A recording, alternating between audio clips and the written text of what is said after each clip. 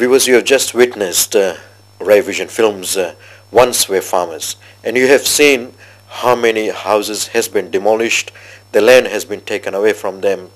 There is one such person amongst us here who we would like to interview, Pandit Lokhendranath Sharma, whose house you have seen has been demolished and his land has been taken. पंडित जी, हमारी ओर से नमस्कार आपको। जय श्री राम है। आपने देखा कि क्या क्या हालात से गुजरे हैं नमादा जिला में और भी जगह पर कैसे कैसे कठिनाई मुसीबत का सामना करना पड़ा। ये आप जब देख रहे थे कैसा भावना दिलों में छाया, कैसा आप महसूस किए जबकि आप देखे आपके जिला में क्या क्या हुआ, पड़ोसी में क्या हुआ और भी जगह पर, तो आप बता सकते हैं कैसा कैसा? सर्वप्रथम बहुत सुंदर बात मेरे भाई साहब, आपने जो प्रश्न किया कि जो दुख पड़ा क्या भावना के बाद, मेरे दिल में यही उम्मीद होता है कि भगवान ना करे किसी के ऊपर ऐसा दिन आए और ऐसा दुख का समय आए। वो घड़ी से जो हम गुजरे हैं मेरे भाई, हम कह नहीं सकते हैं, क्योंकि हम गांव वाले एक दूसरे को पानी देने तक के लायक के नहीं रह गए, हम एक दूसरे को मदद करने लायक के नहीं रह गए। क्योंकि जिस समय हम लोग को नोटिस मिला, सब गांव वाले को एक ही साथ नोटिस मिला और सबको घर उखाड़ना, हम किससे हामा मांगे, किससे पिंजमा मांगे, कौन किसका मदद करे, सबको अपना घर अपने हाथ से अपने पत्नी और बच्चों के साथ ही उखाड़ना पड़ा। इससे बड़ा दुख इंसान की ज़िंदगी में क्या हो सकता। जिस पर उम्मीदों की पानी थी, हमारे आजी आजा, नानी नाना, माता पिता ने सर्वस्व मेहनत करके जो बुनियादी पैदा की थी कि हमारे भावी संतान, हमारे पीढ़ी उस पर मौज करेंगे, आज उसका चौथा पीढ़ी नरक की ओर जा रहा है। अपना बनाया हुआ ही पसीने खून के गिराया हुआ दिन देखना पड़ा कि अपने हाथ से अपना संपत्ति नष्ट करना पड़ा।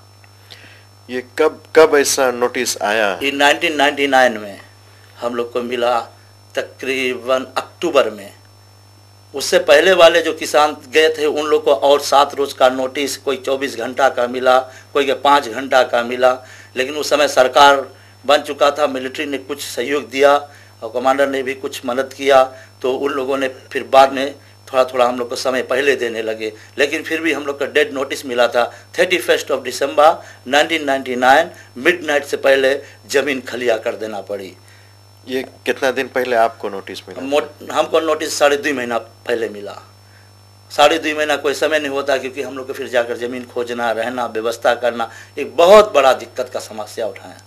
इस समय नोटिस मिला तो सब जो कुछ उम्मीद था, क्योंकि पहले आसरा होता था, अफवाह थी, या जैसे नेताओं से भी सुनते थे कि ज़मीन का लीज मिल जाएगा, एक जैसे अंधकार में भटका हुआ इंसान की कोई ज्योति कहीं दिखा जाए, एक ज्योति के सहारे ही, प्रकाश के सहारे अपना जीवन गुजार ले या राजमार्ग खोज ले। लेकिन वो ज्योति भी बुझ गया, हम सारी अंधकार में गुमराह हो गए जब हमने देखा कि हमको नोटिस मिल गया। किस लोग ने नोटिस आकर दिया? LTV वाले आए थे, मतंगाली वाले हमारे साथ में आए थे। तो पहले बाद उन्होंने नोटिस लेकर आया, लेकिन मतंगाली वाले ने भी आए थे साथ में। वो कह रहे थे कि हम ज़मीन तुमको देने के लिए तैयार है। अच्छा, ये बात उन लोगों ने कहा। लेकिन कहने के तत्पश्चात में जब हम तैयार होकर गए वहाँ पर, लेकिन नोटिस दे दिए थे तुमको हटना होगा। उसके बाद भी लोग एक षड्यंत्र रचे। जब हम नेटिव लैंड में पहुँचे तो मतंगाली वाले $10,000 मांग रहे थे। तो मैं तो तैयार हो गया, मेरे परिवार सोचा 10,000 दे दे और ठीक है 30 साल लीज मिल जाएगा, भाई 30 साल में हम कहीं खोज लेंगे अस्थिले से, ऐसे भाग दो। लेकिन वहाँ पर पहुँचे तो कुछ और नवा समाचार।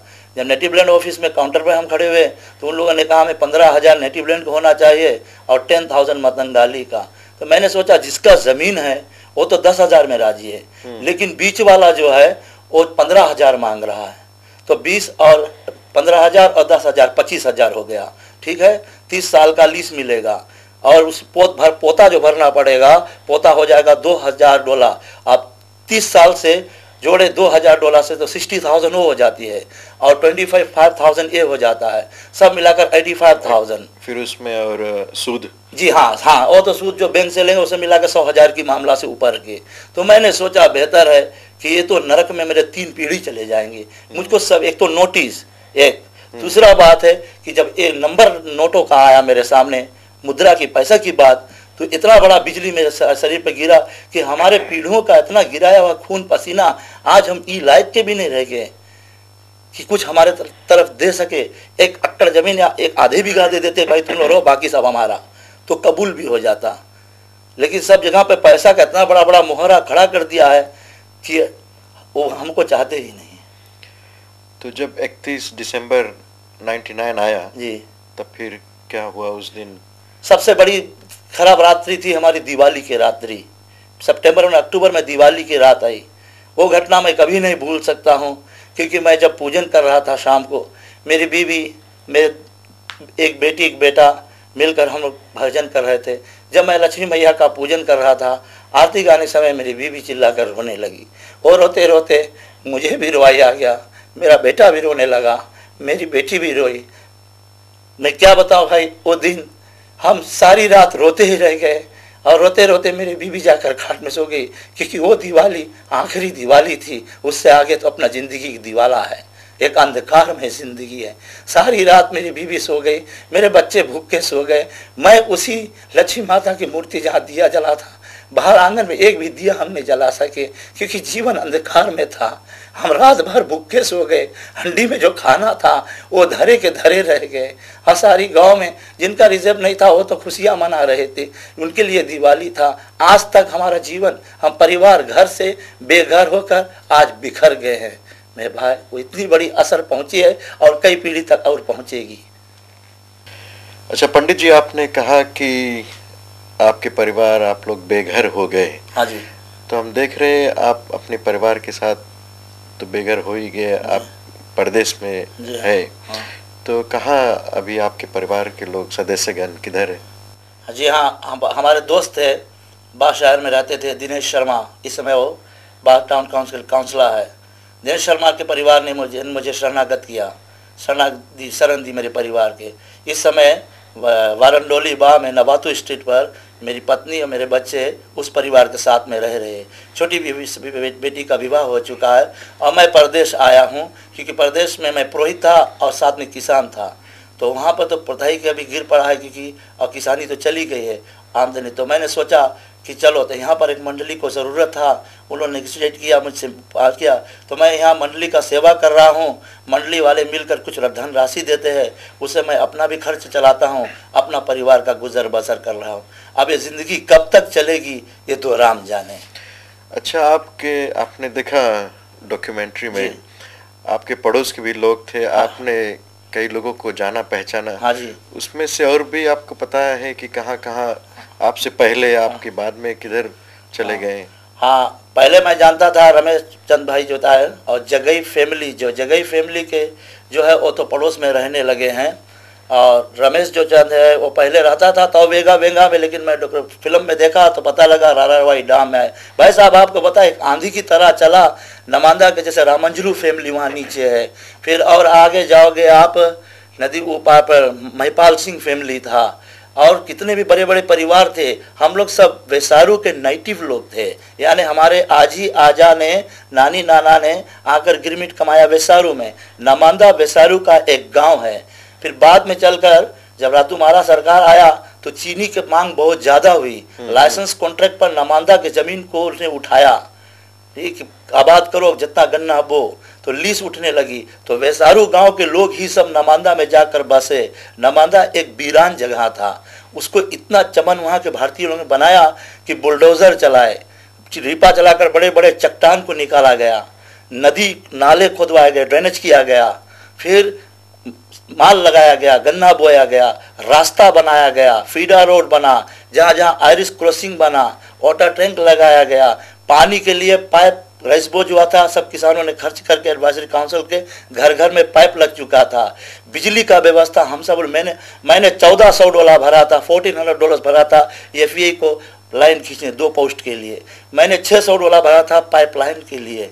फिर उसके बाद मैंने $280 भरा था टेलीफोन लाइन के लिए। सब सुविधा कर दिए, खेत को हरा भरा किया। जब खेत मजबूत हो गया, 200-300 टन गन्ना निकलने लगा, सब रास्ता बन गया।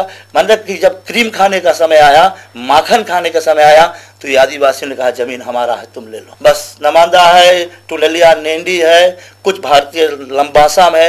ये 1999 से 2000 तक के बीच में तकरीबन 4000 लीज ऐसे कुछ एक्सपायर हुए थे, सबसे भारी एक ही 7 गज का था। ये सब बड़ी बड़ी गांव को उन्होंने अंधकार में आज कर दिया।